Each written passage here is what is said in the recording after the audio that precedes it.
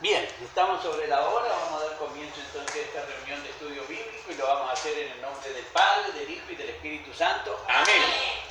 Teníamos para el día de hoy la pregunta que había mandado la hermana Ale y era en la pregunta sobre el pecado, la deuda, qué similitud tenía con el pecado y si el pecador podía pedirle orar al Señor, ¿no es cierto? Esas eran las preguntas que mandaba la hermana Ale, para que todos tengamos más o menos el mismo concepto de lo que vamos a ir viendo.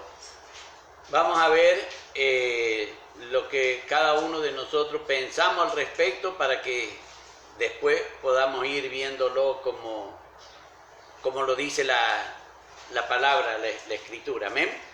Así que en esta pregunta que hacía la hermana Alejandra, ustedes también me dicen qué es lo que ven como deuda, con pecado, qué es lo que es la similitud que puede haber o la diferencia que puede haber entre una deuda y el pecado, y si puede la persona pecadora orar a Dios o no orar a Dios.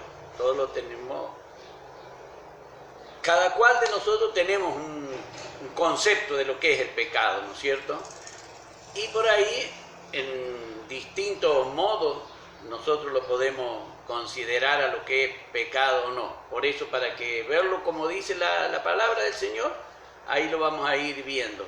Y para eso tenemos que saber qué es lo que entendemos cada uno de nosotros, qué es lo que comprendemos por pecado, ¿no es cierto? Lo poquito o lo mucho que podamos comprender por pecado. Y la otra partecita que vamos a ver también es si el pecador puede o no orar al Señor. Eso es lo que vamos a ver de lo que dice la palabra. Así que les escucho qué es lo que dicen al respecto. Yo lo que pensaba antes de que usted nos empezase a enseñar la palabra del Señor, siempre creí que un pecado, por ejemplo, que el que mataba era un pecado más grande que el que robaba. O que yo cuando peleo con alguien y insultaba, creía que ese pecado era más bajito, o que el Señor lo consideraba menos que otra clase así de robar, de matar, todo eso. Antes de que aprendiera lo que usted nos enseñó, creí que era así. Y ahora comprendo que no, todo, para el Señor todo es pecado. Claro, el concepto de pecado no gradúa ni los califica, sino que el Señor dice que hay un tipo de pecado que no tiene perdón, que es la blasfemia contra el Espíritu Santo, ¿no es cierto? Que eso ya lo habíamos visto. Entonces vemos que en lo que se tiene por pecado, ahí hay acciones grandes o omisiones grandes y acciones pequeñas o omisiones pequeñas, pero que es pecado, ¿no es cierto? O sea que, para que nos queden claros, Dios no tolera ni una mácula, dice, ¿no es cierto?, del pecado, que es la partecita más chiquitita, el Señor no la tolera. Muchas gracias. El Señor no la tolera. Entonces, tenemos que aprender el concepto ese para que no quede en nosotros algo escondido, que nosotros pensemos que no es pecado y en realidad sea pecado, ¿no es cierto? La palabra habla incluso de aquellos que pecaban por yerro, o sea, sin tener intención, pero cometían pecado. Entonces uno tiene que conocer qué es lo que es para poder pedirle al Señor que el Señor tenga misericordia y los perdone, ¿no es cierto? Por eso es que es bueno que podamos entender y que cada uno diga, sí hay acciones que ante la sociedad, por ejemplo, si una persona comete un homicidio, la sociedad lo va a juzgar, si le va a probar el hecho, después lo va a poner una condena y va a tener que cumplir esa condena, y una vez que cumplió esa condena, la persona sale libre y ya ese hecho no le pesa más, ¿no es cierto?, en la sociedad. Para Dios el pecado pesa siempre, no es que es pecado y listo. No puede pagar un precio por ese pecado, el hombre, no puede pagar un precio. Por eso es que vino el Señor Jesús, para pagar, ¿no es cierto? Porque el hombre no puede. En la sociedad uno mata, puede pagar el precio a la sociedad. Y después que pagó esa causa sale libre y no le debe más nada, aunque los familiares del fallecido sigan diciendo tal persona mató, pero ya una vez que ya le pagó a la sociedad, ya no le debe más nada. Esa es la diferencia que hay con lo que es pecado para Dios, ¿no es cierto? Esa es una de las diferencias. Por eso es que en esto nosotros vemos por allí a lo mejor que la mentira es menos que el homicidio, sin embargo Ananías y Zafira murieron porque mintieron, ¿no es cierto?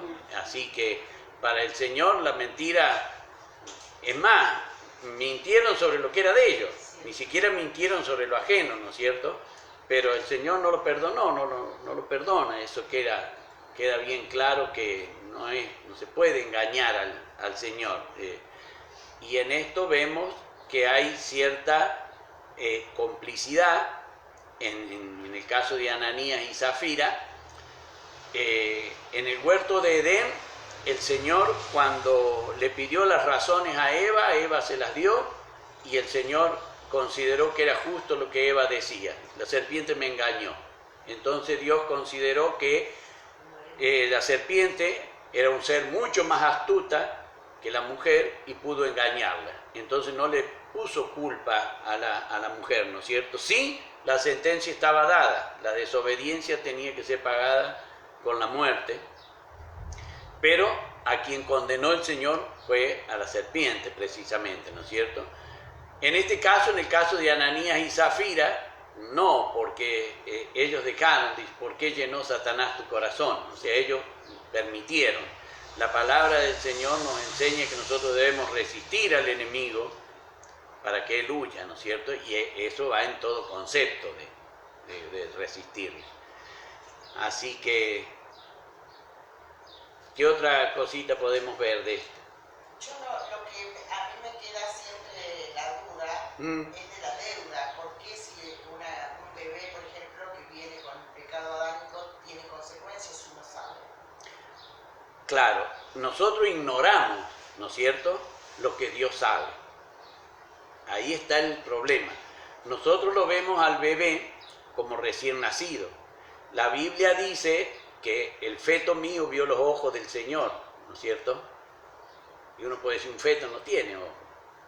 Pero tenemos que creerle que si Dios dice que tiene ojos, aunque todavía no estén desarrollados, y ya los vio a los ojos del Señor, así dice la Biblia, ¿no es cierto? Entonces el Señor conoce todo lo que ese bebé va a hacer. Cuando el pecado entró por Adán, entró por todos los hombres, por todo lo que iban a hacer los hombres. Lo dice el Señor en el libro de Génesis, ¿no es cierto? El corazón del hombre era inclinado al mal, del hombre. Uno puede decir, nació sin saber mentir, pero cuando aprendió a hablar, después también solo aprende a mentir. Nadie le enseña a los hijos a mentir, pero a veces me han mentido, como yo le he mentido a mi papá y a mi mamá. A vos también te habrá pasado, vos no le enseñaste a mentir, vos no le dijiste, mire chico, así se miente, pero te mintieron, como vos le habrás mentido a la hermana Lina también. Entonces en esto vemos que el ser es propenso a mentir. Entonces todo ese pecado viene ya y es como que forma parte del ser humano por el hecho de nacer nada más. El rey David dice, en pecado me concibió mi madre. Ya de la misma concepción dice que viene el pecado, porque así fue concebido, ¿no es cierto?, en pecado. Esto no quiere decir que la madre del rey David haya tenido un adulterio, ¿no es cierto?, y haya sido la causa del pecado el adulterio, y que por eso haya nacido David producto del adulterio. No lo dice por eso, lo dice porque trae ya la generación del pecado. Y el Señor conoce todo. Por eso es que sabe cuándo y en qué momento el bebé que nosotros creemos que no tiene pecado comete el pecado, ¿no es cierto? Dios sabe en eso lo que nosotros ignoramos. Entonces nosotros tenemos que creerle al Señor que es así. Y vos fíjate que en el pueblo de Israel para que sea realmente puro y libre de pecado, el chico que sea aceptado delante, a los 8 días lo tenían que circuncidar. A los 8 días pasaba recién a quitarse el prepucio y recién ahí estaba para ser presentado delante del Señor, que no ocultaba nada, que no había nada que pudiera tapar, ¿no es cierto? Ese era el símbolo que le da el Señor a la circuncisión. Y por eso habla de que el corazón incircunciso es el que esconde y no le declara las cosas al Señor, ¿no es cierto? Ese el Señor lo llama un corazón incircunciso. Pero en esto, por chiquito que sea el bebé, ya en el espermatozoide y en el óvulo ya está ahí el pecado. Así que cuando se junta y fecunda, ya ahí ya nace un ser que va a ser pecador. Nace un ser que va a ser pecador. Cuando comience los actos, va a ser pecador. Nosotros no vamos a pretender que un bebé asesine, ¿no es cierto? No lo vamos a pretender, pero se han dado casos de que chicos de 4 años han matado a otros jugando con armas de fuego, ¿no es cierto? Y los han matado. Estaba la intención o mató por hierro, como dice la palabra, ¿no es cierto? Pero que la falta fue cometida, una vida fue quitada, una vida fue quitada. Entonces, eso es lo que pasa. Y nosotros tenemos que aceptar, como la palabra dice, que todos son pecadores, todos, no hay nadie. La ventaja del Señor Jesús, si ustedes lo ven en la concepción del Señor Jesús, el pecado siempre se carga, como bien decía vos, por la culpa de Adán, ¿no es cierto? El Señor Jesús no tuvo, en su nacimiento, no tuvo el hombre, sino que el Espíritu Santo, dice, te hará sombra, ¿no es cierto?, te cubrirá y vas a concebir. Entonces la concepción no fue adánica del Señor, no fue concebido adánico, o sea, no hubo un espermatozoide que fecundara el óvulo, sino que ya entró directamente a fecundar el Espíritu Santo ahí, no tenía pecado el Espíritu Santo. Entonces, ahí es cuando esa sangre fue perfecta para cubrir toda la otra sangre que sí tenía pecado. La sangre de María sí tenía pecado, pero esa sangre que se genera en el Señor Jesús no. Y esa sangre que no tenía pecado sirvió para limpiar todo nuestro pecado. Pero fue la única concepción que hubo, ¿no es cierto? La única concepción. Si vos lees, cuando Elizabeth habla que María la va a visitar, dice que la madre de mi Señor, o sea, ya lo hace a Juan el Bautista, ya lo hace sometido al Señor Jesús, ¿no es cierto? Ya lo hace sometido a Él. Entonces vemos que ella reconocía que su hijo también necesitaba del Salvador, ¿no es cierto? Ahí vemos esa partecita.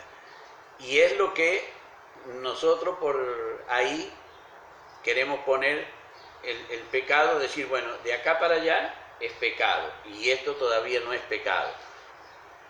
Como no entendemos el concepto bien de pecado, o lo entendemos erradamente, por eso es que decimos, bueno, ¿cómo puede ser que tenga o no tenga? Hay responsabilidad de los papás que la conllevan hasta que los hijos se hacen mayores y se emancipan, ¿no es cierto? Hay cargos que le corren al papá y a la mamá hasta que el hijo se emancipa. Una vez que se emancipó, ya es responsable de todos sus actos. Acá en la legislación nuestra se emancipan recién a los 21 años. La mayoría de edad se adquiere a los 18 años en nuestra legislación, pero la emancipación, esa es a los 21. Quiere decir que un chico de 18 años, si comete un acto, bueno, tiene que pagar, ¿no es cierto?, por ese acto, puede ir a juicio y todo, pero si no tuviese dinero para pagar, en un caso que fuese oneroso, tiene que recurrir al dinero de los padres para poder pagar. Recién después de los 21 años tiene que hacerse cargo él. Mientras está entre los 18, 19, 20 y no cumplió los 21, los padres tienen que responder solidariamente por la parte económica de lo que cause un hijo o una hija, ¿no es cierto?, el daño que cause, la retribución que tienen que pagar. Porque todavía está, si bien es mayor de edad, pero no es emancipado, tiene que pagar sí o sí los padres. ¿Qué otra cosa más sobre el pecado para que nosotros podamos ir viendo? Yo pensé que era la desobediencia a los mandamientos que nos dejó Dios, pecado. Y la deuda, algo que se paga, que se debe. Por eso mi duda era en el Padre Nuestro, porque pedimos perdón por la deuda, porque ¿cómo vamos a pagar la deuda que tenemos con Dios? Bien, ahí es donde nosotros vamos a ver el concepto del pecado, a cómo lo tiene el Señor y cuando lo explicó, cómo lo explicó. Y la palabra que nosotros leemos como deuda es una traducción de la palabra que el Señor Jesús usó, ¿no es cierto? Y era precisamente, era una obligación que se tenía, ¿no es cierto? Lo que se puso deuda era una obligación que uno tenía. Entonces, si yo prometí algo y no cumplí eso, o todavía no hice lo que prometí, estoy obligado a hacerlo, ¿no es cierto? Entonces estoy en una deuda. En ese sentido es lo que el Señor lo pone allí en el Padre Nuestro, en ese sentido de obligación. Porque en la palabra griega, si uno lee en una Biblia interlineal donde está escrita el Padre Nuestro, y uno ahí le pone Mateo 6:12, me parece que es Mateo 6:12. Sí, puede ser 6:12. Si uno lo lee en una Biblia interlineal, ahí lo puede entender el concepto de qué es lo que el 6:12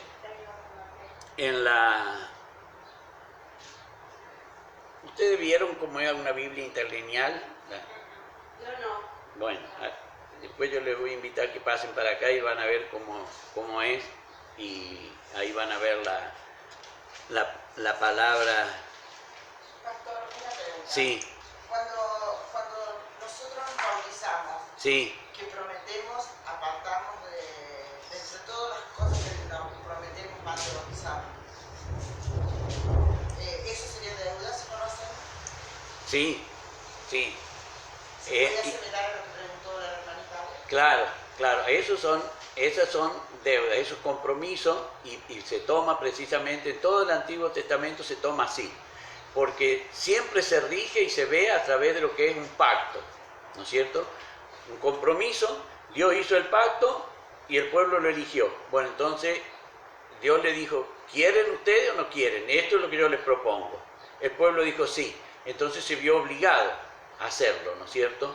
Entonces ahí, en ese concepto, es como se ve en la Biblia la palabra deuda o la palabra pecado, precisamente en ese contexto, de que uno se comprometió a hacer algo o se comprometió a no hacer tal cosa y las hace. Porque, por ejemplo, sería que tenemos la deuda esa, tenemos que prometimos, por ejemplo, alejarnos del mal.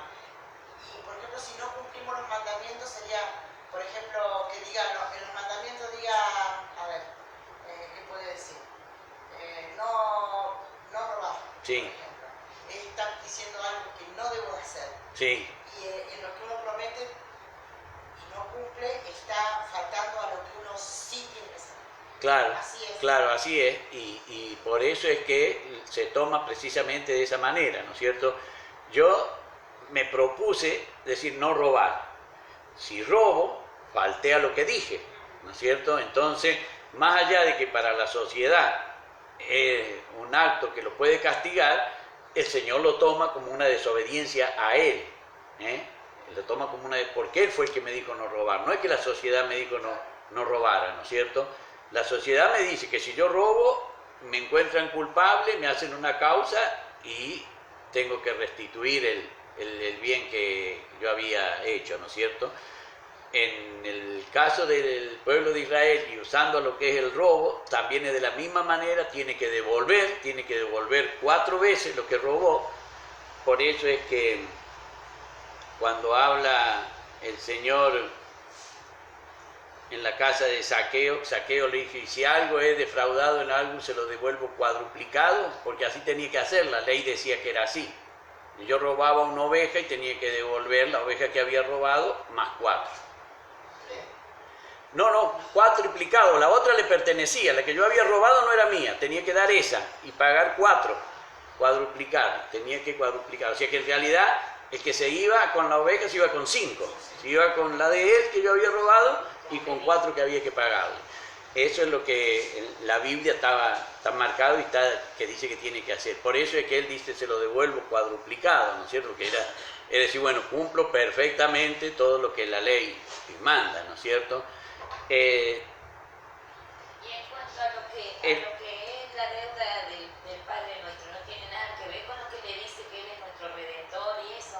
Sí, tiene que ver con eso. Tiene que ver que Él saldó nuestras deudas. Por eso acá si quieren venir a ver, les voy a mostrar cómo es una Biblia, cómo es interlineal. Acá está escrita lo que es, ¿no es cierto?, el Padre Nuestro. Vemos ahí. Para ver cómo sería esa palabra, deuda, cómo sería en griego, ahí le pone el interlineal. Yo la había resaltado la palabra esa, en rojo para que la pudiéramos ver, y acá aparece. Entonces, esa palabra que aparece ahí, acá te dice cómo es esa palabra, qué es lo que era una obligación. Así se pronunciaba. ¿Se puede repetir? Sí. ¿Ves? Entonces ahí en castellano ellos tradujeron deuda, pero la palabra que está escrita ahí, ¿no es cierto?, es una deuda, es una obligación, ¿no es cierto? Entonces ahí nosotros entendemos que es un concepto de un acuerdo que hubo y un compromiso que alguien se tomó, ¿no es cierto? Estamos obligados a hacerlo. Así son las Biblias interlineales. Entonces cuando uno lo lee así, ahí lo va entendiendo cómo es y qué es lo que quiere decir en realidad. Tiene más, a lo que nosotros claro, interpretamos. es más amplia la interpretación, por eso es que es más lindo poder verlo así en forma interlineal, verla, porque tenemos que ver que esto se escribió en griego, ¿no es cierto? Y a lo mejor para el concepto nuestro de lo que es deuda, para el griego es otra cosa, ¿no es cierto? Y entonces nosotros cuando lo podemos leer así y lo podemos entender, ahí vemos que era una obligación, ¿no es cierto? Lo que se tenía que hacer. Pastor, y yo entonces, porque cuando yo todas las mañanas lo hago, lo pido al Padre Nuestro, cuando vengo a orar, y yo, como yo veo que los tendría los pecados, y perdonan sus pecados, y enséñame a Sí, claro, porque justamente se usa la palabra deuda por, claro, la obligación, el compromiso que teníamos con Dios. El no cumplirlo es una deuda que es lo que se traduce como pecado, ¿no es cierto? Si bien la palabra pecado, y en el Antiguo Testamento, cuando se traduce la palabra del hebreo pecado, es cuando uno erra, ¿no es cierto? Cuando uno no hizo lo que quería hacer. Se da, por ejemplo, y la cita que ponen es cuando los de la tribu de Benjamín, que eran zurdos, tirando con la honda, dice que le pegaban a un cabello y no le erraban. ¿Sí? Entonces, bueno, ahí donde dice que no le erraban, esa misma palabra que ahí ponen yerro, errar, es la palabra que se designa como pecado. O sea que lo que ellos quisieron logró. Si no erraban, si ellos erraban, era lo mismo que el pecado, ¿no es cierto? Entonces, ese es el concepto que tiene en la Biblia del pecado. Cuando nosotros, estando comprometidos con el Señor, nos comprometemos a hacer algo y hacemos algo que Él dijo que no lo hiciéramos. O cuando, claro, o a veces sin saberlo. Por eso es que había pecados que eran por yerro, ¿no es cierto? Pero que tenía que ser reconocido y que tenía que ser saldado también. El pecado que uno equivocadamente lo hacía, no por eso el Señor se quedaba conforme, porque lo hacía, sino que tenía que pagar también por ese pecado que había hecho sin querer. Eso es lo que en la Biblia establecía, ¿no es cierto? Por eso es que muchas veces cuando un fariseo salía a la calle y para no pecar con nada, se tapaba los ojos y muchas veces se hacía que otro lo llevara como si fuera ciego, ¿no es cierto? Para entonces no ver, no hablar, no juzgar. Querían mantenerse ellos puros, llevaban las cosas al extremo, pero era porque no tenía dominio propio. Por ver lo que viese la persona, si tiene dominio propio, no va a actuar, ¿no es cierto? Entonces vemos que ahí el pecado es que nosotros tenemos una obligación, que tenemos que hacerla, a esa obligación, o no hacerlo, lo que manda que no hagamos, ¿no es cierto? Entonces en todas las obligaciones es donde nosotros faltamos. Por eso es que Juan escribe y dice: hijito, estas cosas yo les escribo para que no pequen. Y si alguno hubiere pecado, abogado tenemos para con el Padre, a Jesucristo el justo. Entonces, acá lo pone también en una forma donde ya se está en el juicio. ¿Y quién va a abogar por nosotros? ¿Quién va a salir en defensa nuestra? Va a ser el Señor Jesús, ¿no es cierto? ¿Y cuál es la defensa que el Señor Jesús va a presentar al Padre? Que Él limpió con su sangre nuestros pecados, ¿no es cierto? Entonces, ahí va a decir que sí somos pecadores, pero redimidos. Somos pecadores que somos redimidos. Eso es lo que hacía alusión la hermana Yayi, ¿no es cierto? Esa redención es al alma, independientemente de la edad que tenga, ¿no es cierto? Sí. Sea bebé, El alma, o sea, claro, es al alma. es el alma. El alma que nosotros tenemos no es que va creciendo como va creciendo un bebé, no. Por eso es que a Satanás le da lo mismo el alma de un bebé que el alma de un anciano, le da igual, no es que él, uno lo ve y lo ve con ternura al bebé, ¿no es cierto? Y lo ve tierno, pero Satanás no lo ve así. Satanás ve un alma ahí, ¿no es cierto? Él no le importa si tienen que matarlo, si tienen que estrellarlo, como dice la palabra que los estrellaban, si tienen que matarlo en el vientre de la madre, como dice la palabra, los mataban. Satanás ve alma, no ve como nosotros vemos una criaturita chiquita, inocente, que no tiene nada.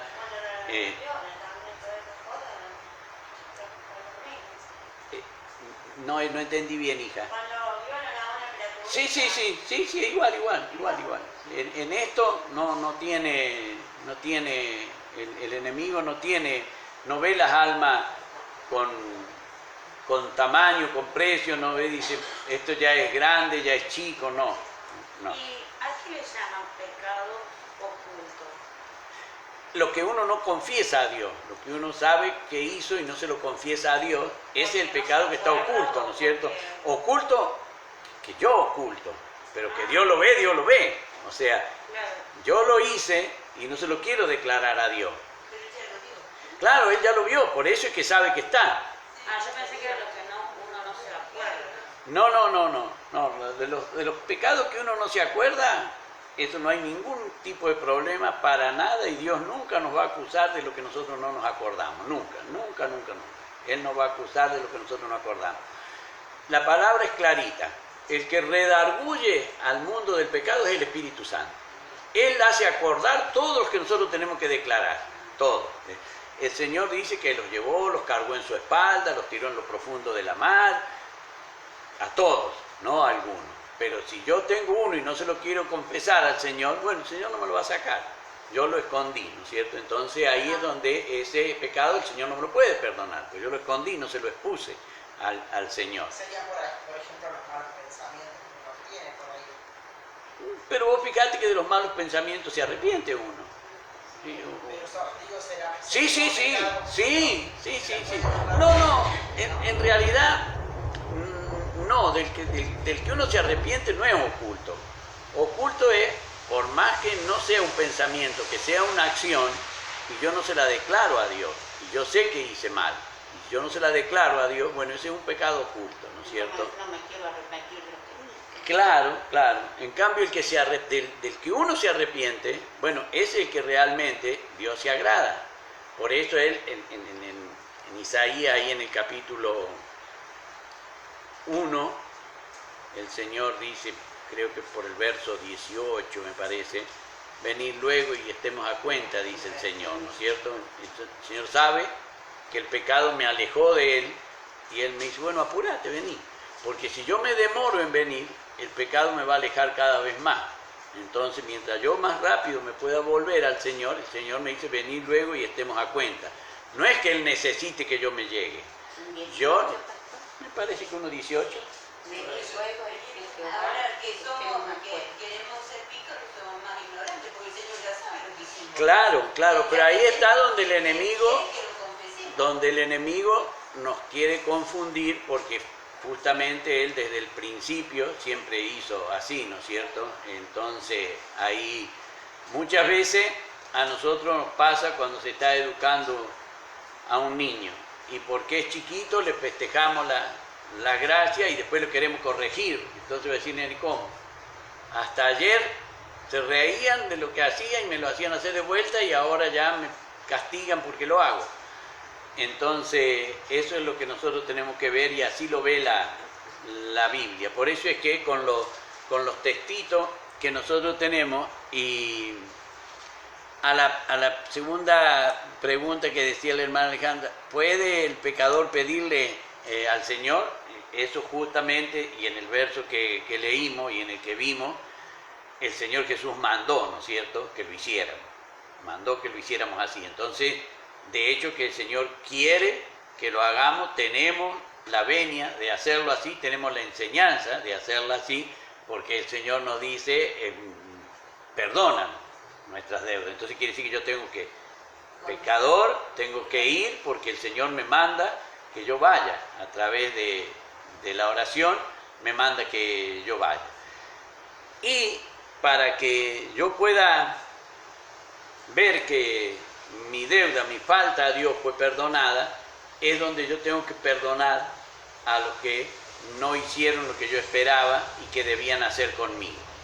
Entonces, mientras más mal me hagan, más en gracia estoy con el Señor porque puedo perdonar más. Si perdono. Si no perdono, no voy a esperar el perdón de Dios, ¿no es cierto? Yo le pongo la condición a Dios. Señor, perdóname porque yo perdono. Si no perdono, Dios no me va a perdonar. Bueno, es lo que me enseña la Alejandra. Claro,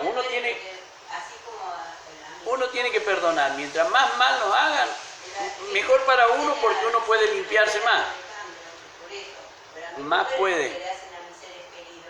No, desde ya si al Señor también le dolió como trataron a Jesús, que lo mandó para salvar el mundo, y como lo trataron le dolió también a Dios. Pero bueno, era necesario. Y para nosotros también es necesario que mientras más mal nos hagan, mejor. Porque es como que tenemos una alcancía y vamos juntando nosotros, porque le decimos así como nosotros perdonamos a nuestros deudores. Y como nosotros ofendemos mucho al Señor, necesitamos también tener y perdonar mucho, ¿no es cierto? Porque eso es lo que nosotros tenemos que ver. Es la condición que el Señor Jesús nos dijo, ¿no es cierto? No es que nos gustaría, a nosotros nos gustaría que nadie nos haga nada, pero que todos nos perdonen de lo que nosotros hacemos. Entonces, no va por ahí ese camino, va con que el Señor nos va a perdonar a la medida en que nosotros perdonemos.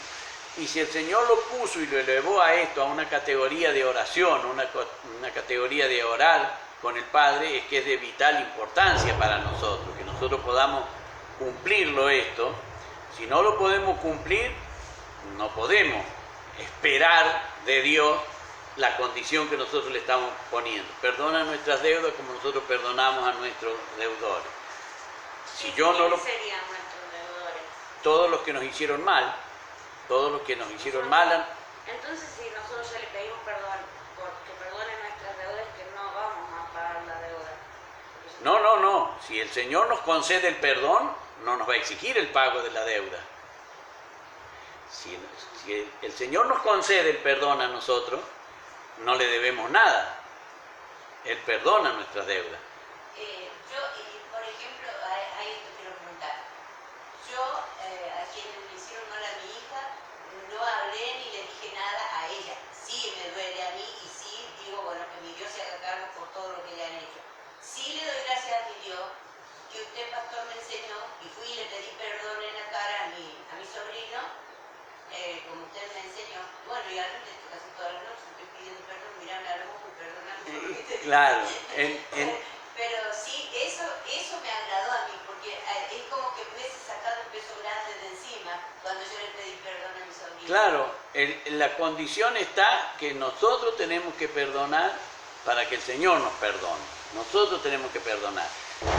Pero eso también nos advierte que muchos van a hacer lo malo contra nosotros, ¿no es cierto? Por eso dice, perdona nuestras deudas como nosotros perdonamos a nuestros deudores. Muchos nos van a hacer mal, pero ese mucho mal que nos hagan conlleva que el Señor nos va a perdonar lo mucho malo que nosotros le hicimos al Señor, ¿no es cierto?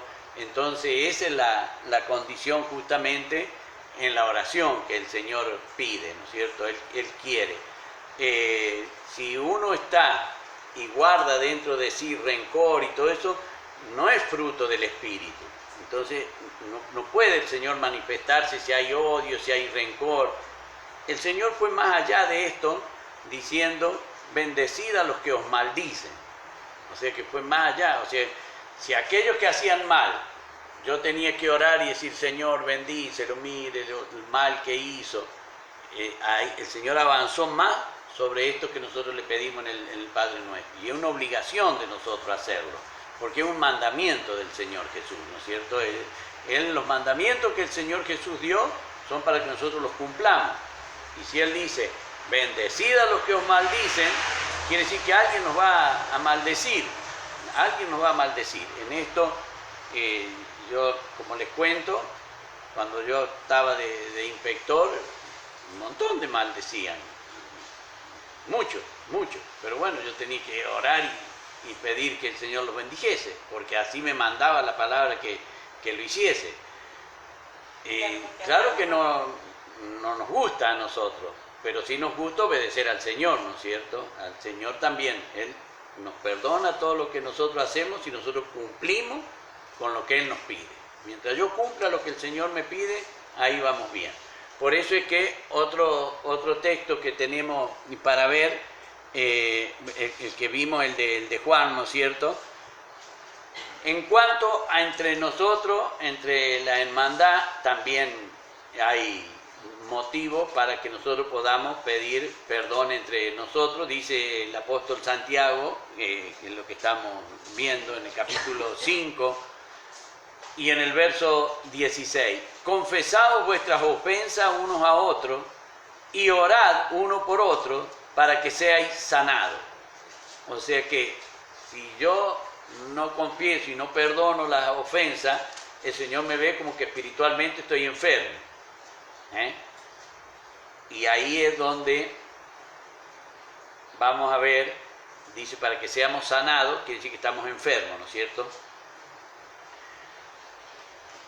Pero a veces nos duele, capaz que no sea rencor, pero te duele lo que te hicieron.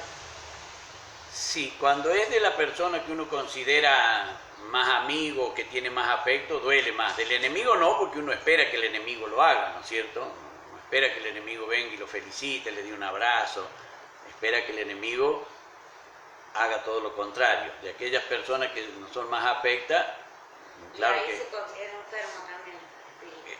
Sí, nosotros en todo lo que no confesamos espiritualmente está, y para que entendamos qué es lo que es enfermo. Por ahí nosotros nos hacemos la idea de que enfermo es la persona que está no bien de salud, ¿no es cierto? Sirve y se usa de hecho para eso, pero etimológicamente la palabra enfermo quiere decir que no está firme. Si no está firme, está por caerse, ¿no es cierto? En ese concepto viene, ¿no es cierto? Enfermo es todo aquel que quiere decir no, ¿no es cierto? Y firmus quiere decir firme. Quiere decir que no está firme, entonces enfermo. Eso es lo que quiere decir. Enfermo quiere decir que no está firme. Que no está firme está pronto a caerse. Por eso es que acá, tomándolo de la gracia, yo si estoy enfermo, estoy tambaleando, estoy como quien decía el pastor camino con un pie en la vereda y otro en la calle, ¿no es cierto? Camino mal. Ese es el concepto de esta frase, ¿no es cierto? Para que seamos sanados, para que el que está sano quiere decir que está bien puesto, bien plantado, está bien erguido. Entonces eso es lo que quiere. Si nosotros estamos enfermos, estamos por caer. Entonces, para que seamos sanados, dice que dejemos de estar en esa condición de enfermo, debemos confesar las ofensas y perdonarnos unos a otros, y así es como vamos a llegar a estar sanos, como lo dice la palabra. Y por eso es que manda, y acá es donde vamos a lo que vos decías, Ale, entre aquellos que son los nuestros, los afectos, ya sea los compañeros de trabajo, los hermanos, los primos, los parientes, los compañeros de la congregación. Por eso es que Santiago lo pone así y dice, confesaos vuestras ofensas unos a otros. En esto está hablando de aquellos que se conocen y se ofendieron, se ofendieron y se conocen. Y dice, orad uno por otro, para que seáis sanados. La oración eficaz del justo puede mucho. Entonces ahí vemos que, ¿por qué puede mucho la oración eficaz del justo? Porque la palabra dice que si dos de nosotros nos ponemos de acuerdo pidiendo algo que esté en la voluntad del Señor, el Señor lo va a conceder.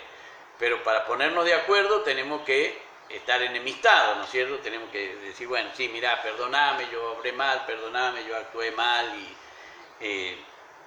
Y como el pastor Gavino nos conocía a todos en la iglesia, 2 por 3 llamaba a una reconciliación, que había que pedirse perdón entre todos los hermanos.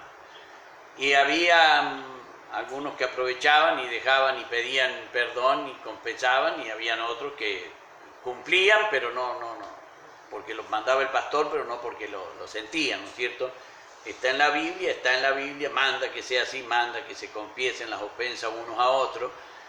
De hecho que si no está en el grupo y está solo y dice, mira, perdoname, y vale, y es lo que el Señor manda que se haga, ¿no es cierto? Que tiene que ser así.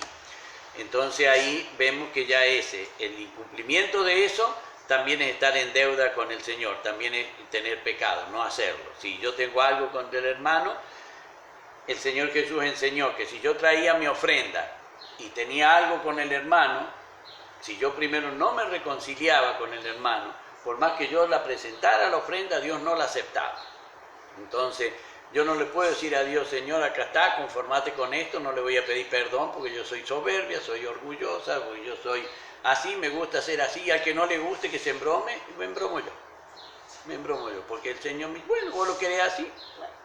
Los que le dijeron al Señor, ¿para qué nos sacaste de Egipto? Nos era mejor morir acá en el desierto. Bueno, mueran en el desierto, y murieron en el desierto. O sea que el Señor no va a obligar ni va a forzar a nadie, pero sí te va a decir cómo tenés que hacer. Yo lo quiero hacer distinto, bueno, el Señor no me va a agarrar a azote porque yo lo haga distinto, pero tampoco espero presentarme delante de Él. No me va a recibir el Señor. Teniendo en cuenta la cita bíblica del Padre Nuestro, ahí en el 6:12, ¿no es cierto? Perdona nuestras deudas como nosotros perdonamos. Como se supone que la palabra del Señor dice que Él perdona y olvida. Sí. La cita bíblica de Isaías. Claro. Dice, en la de Isaías 43:25. Sí.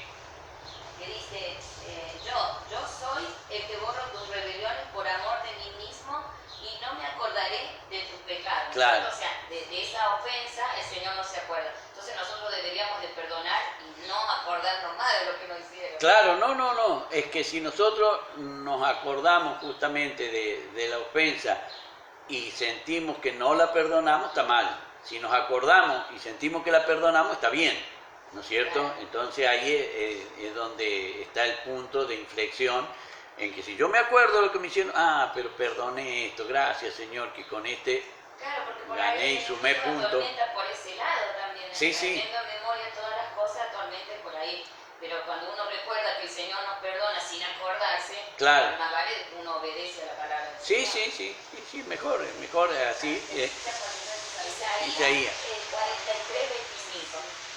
El Señor Jesús dijo, y acá en Lucas 17, mirad por vosotros mismos, 17:3, Si tu hermano pecare contra ti, repréndele, y si se arrepintiere, perdónale. Y si 7 veces al día contra ti pecare, 7 veces al día volviere a ti diciendo, me arrepiento, perdónale. En el 18, Mateo 18:15 dice, por tanto, si tu hermano peca contra ti, ve y repréndele estando tú y él solos. Si te oyere, has ganado a tu hermano. En el 18:21, Mateo dice, entonces se le acercó Pedro y le dijo, Señor, ¿cuántas veces perdonaré a mi hermano que peque contra mí? ¿Hasta 7?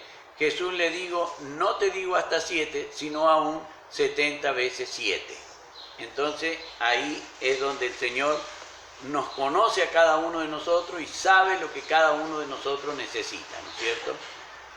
Ves, si me dijiste, esta te la perdono, pero la otra no te la perdono.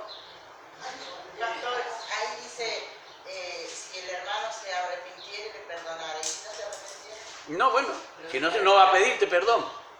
Si no se arrepiente, no te va a ir a pedir perdón.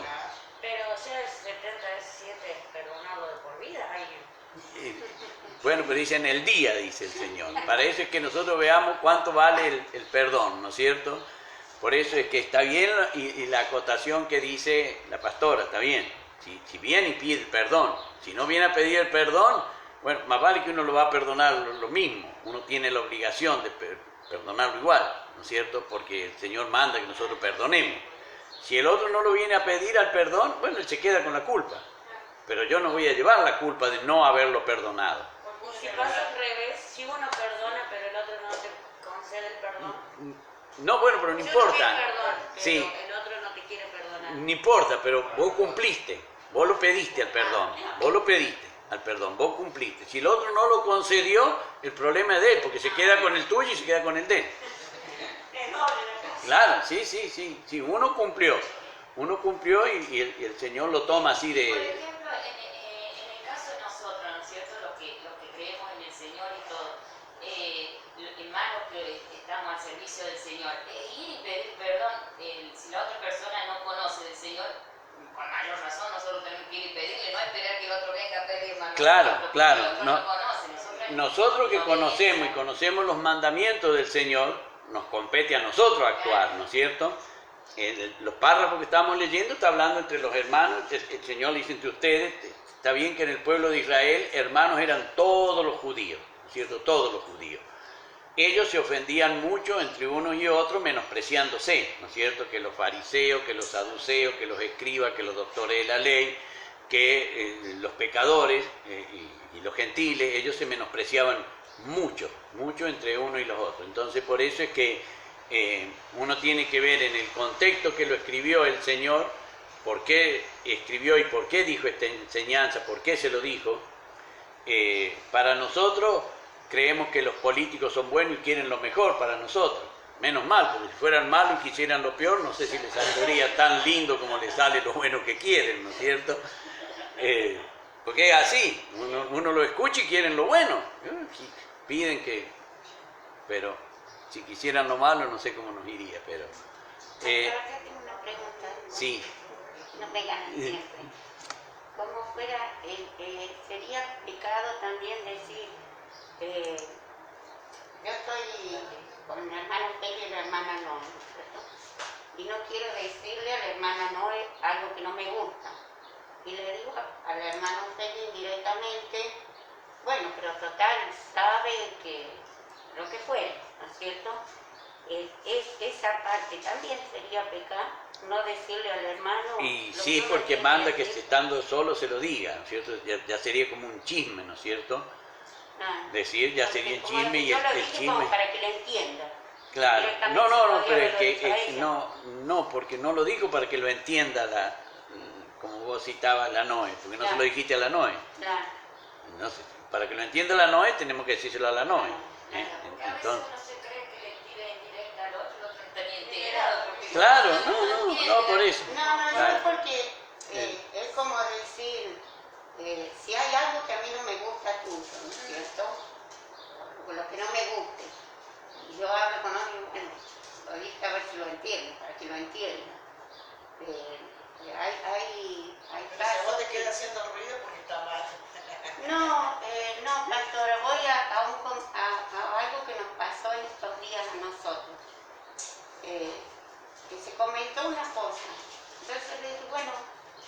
importa con mi intención que yo lo haga. Yo puedo poner un comentario o algo acá, ¿no es cierto? Y yo sé con qué intención lo voy a poner. Ahora, como lo lee el otro y cómo lo comenta, o la foto que veo, lo que se comenta, yo voy a eso. Si yo lo hago con la intención de que el otro peque, o yo lo hago porque me gustó escribir las frases y nada más, o poner la foto y nada más. La pregunta mía es esa: si yo lo hago con la mala intención de que a lo mejor usted comente ahí, mirá la hermana Sonia lo que está escribiendo, yo la hago pecar, pastora, si hablo por lo que yo escribí. Todo lo que uno haga de tropiezo para otro es pecado. Todo lo que uno haga para que la otra persona tropiece es pecado. Eso O es lo sea, que yo quería saber. uno puede decir, bueno, Pero aparte el Señor conoce el pensamiento, sí, ¿no es sí, cierto? sí, Con sí. que yo lo hice. Sí, por eso conoce el pensamiento, y es justamente a lo que hablamos de lo que eran los pecados por yerro o cuando no había intención de hacerlo. Dice en el libro de Levítico, en el capítulo 4 de Levítico y en el versículo 2, habla a los hijos de Israel y dile: cuando alguna persona pecare por yerro en alguno de los mandamientos de Jehová sobre cosas que se han de hacer, e hiciere alguna de ellas, ahí está que pecaba por yerro, ¿no es cierto? O sea, se equivocaba y mira, no pensé que él iba a poner así, poniendo que puso en un vaso veneno y otro vino y tomó creyendo que era agua. Pecó por yerro, pero que el otro se murió si se envenenó, ¿no es cierto? Entonces, bueno, ahí es donde no hubo intención, pero erró. Entonces, eso es así. Claro, por eso hay que ver por qué lo puso así de esa manera, ¿no es cierto? Ahí va, y en eso es lo que uno va. Uno tiene que tener cuidado, ¿no es cierto? Por ejemplo, supónganse que yo diga y venga y un día me presente acá con una zunga y digan: ve, mira el pastor no viene. No, y bueno, ¿para qué miran? Ustedes no tienen que mirar, ustedes no miren. No. Claro, no, tengo que tener recato para presentarme delante del Señor. El Señor manda que yo me vista, ¿no es cierto?, con recato. Entonces no puedo venir, o que una hermana venga toda escotada con una blusa transparente, no puede venir. Por más que diga, no, pero no tienen que mirar. No, pero yo no tengo que tentar tampoco, ¿no es cierto? Entonces ahí es donde uno tiene que ver, se tienen que dar las dos partes igual. No puede ser que uno se vista de una forma que va a llamar la atención y va a provocar cuando viene. Después, si quiere andar desnudo en el pueblo, que ande. Pero en la casa del Señor uno tiene que tener ese recato, ese respeto, porque viene precisamente a la casa del Señor, ¿no es cierto? Viene a rendirle culto al Señor. Uno puede decir, no, pero yo lo hago porque así no tienen que mirarme. Sí, porque lo van a mirar. Lo van a mirar porque está escrito en la palabra que va a ser así. Entonces, uno tiene que venir con recato, vestido con recato a la casa del Señor. No puede. Es que es así, no puede. Si uno le da la ocasión, puso tropiezo y es responsable, dice. El Señor fue clarito, es necesario que vengan, o sea que los va a ver. Mas hay de aquel, así como es necesario, hay de aquel. No, desde ya, pero que va a haber, es necesario. Por eso es que cuando uno tiene que identificar a la iglesia del Señor, tiene que ver que todas estas cosas tienen que estar para que se cumpla lo que el Señor Jesús dijo. Si no, el Señor Jesús habría hablado de más, ¿no es cierto? Y no, el Señor no habló de más. Todo esto tiene que cumplirse. Entonces, para ir cerrando con esta partecita, y la pregunta segunda era si tenía que orar, si podía. Claro que tiene que orar, y con más razón pidiéndole al Señor que perdone, y sobre todo perdonar, ¿no es cierto? Perdonar, uno tiene que perdonar. O sea que mientras más cosas nos hagan, más a favor nuestro tenemos que aprovecharlas, porque tenemos más para presentarle a Dios, para que Señor, mira, yo perdoné esto, Señor, mira, me dijeron que era pelado y se rieron, Señor, yo perdoné esto, Señor, y juega a favor mío, no es que juega en contra, no es que porque me diga o me haga algo malo no va a afectar a la salvación de mi alma, pero sí me va a ayudar a la salvación de mi alma si yo perdono y le digo al Señor, Señor, yo perdoné esto. El Señor sabe si lo perdoné o no, pero que yo tengo que decirlo, yo tengo que decírselo al Señor que lo he hecho, ¿no es cierto?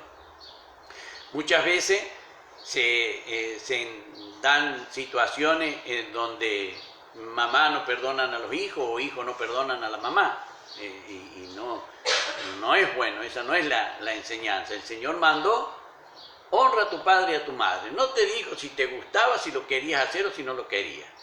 Y al papá le dijo: y vosotros, padres, no provoquéis a ira a vuestros hijos. Entonces hay mandamientos para las dos partes.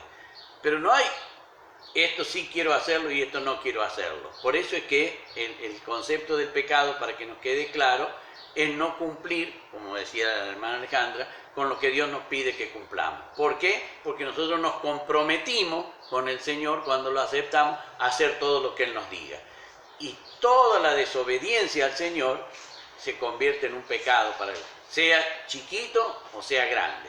Si tenemos ira, va a decir, bueno, sí, pero yo estoy enojado y no le hago mal a nadie. Sí, le estoy pecando porque me estoy haciendo mal yo, porque el Señor me manda que no se ponga el sol sobre mi enojo. Entonces, si estoy enojado y veo que se está por poner el sol, primero me tengo que arrodillar: Señor, mira, quiero dejar este enojo antes que se ponga el sol. Y tengo que hacerlo así, de esa manera.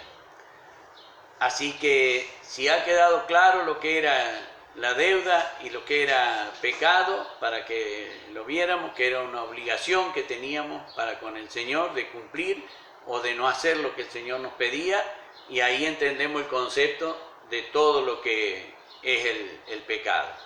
Y como leíamos ahí, y la otra cita de los que pecaban equivocados o por yerro está en Número, y dice: si una persona pecare por yerro, había que ofrecer una cabra por expiación. Si había equivocado, mirá, me equivoqué, vengo a pedir el perdón, bueno, pero tenés que sacrificar una cabra.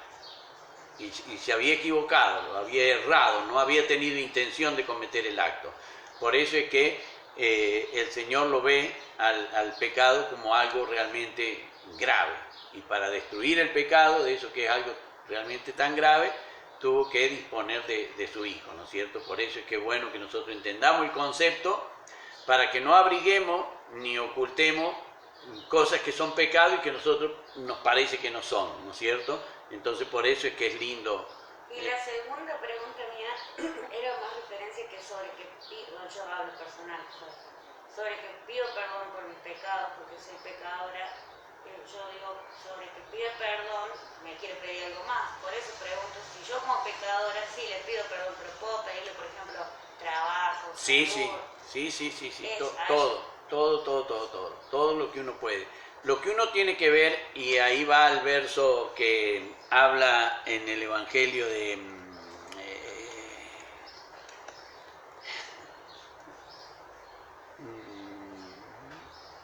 Juan, capítulo 9 y verso 31.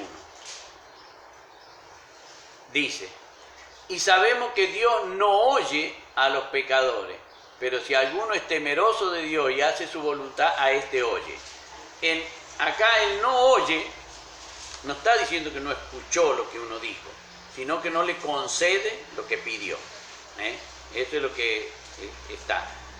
Yo le pido trabajo al Señor y el Señor me va a conceder el trabajo si yo cumplo la voluntad del Señor. Si no, voy a conseguir trabajo como consigue la otra gente del mundo, pero no va a ser bendecido el trabajo como el que el Señor concede, ¿no es cierto? Por eso es que acá, cuando dice, sabemos que Dios no oye a los pecadores, esto no es una enseñanza que trajo el Señor Jesús, ¿no es cierto? No lo dijo el Señor Jesús a esto.